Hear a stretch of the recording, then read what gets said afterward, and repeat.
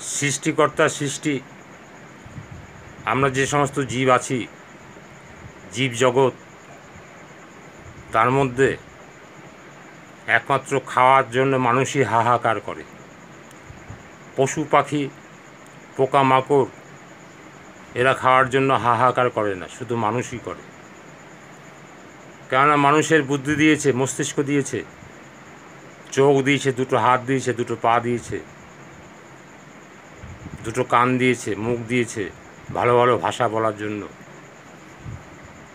মানুষ তার সমস্ত ব্যবহারের অপব্যবহার করে চলছে দেখেই মানুষের খাওয়ার জন্য কষ্ট হচ্ছে, মানুষ খাওয়ার জন্য কষ্ট পায়। জীবজগতে কোনো প্রাণী গোটা দিনে কিন্তু অনাহারে থাকে না, একমাত্র মানুষই নিজে বুদ্ধি খাটায় দেখে মানুষকেই কষ্ট করতে হয়। সব জীবজগতে সবাই কিন্তু গোটা দিন শেষে খাওয়ার পেলেও পাবেই। একটা পোকা, একটা মাকড়, একটা সব জীবজগতের সমস্ত জীব গোটা দিনে একবার খাওয়ার পাবেই, এটা বিধাতার মাপা। তবু আমাদের খাওয়ার নিয়ে কত চিন্তা করতে হয়।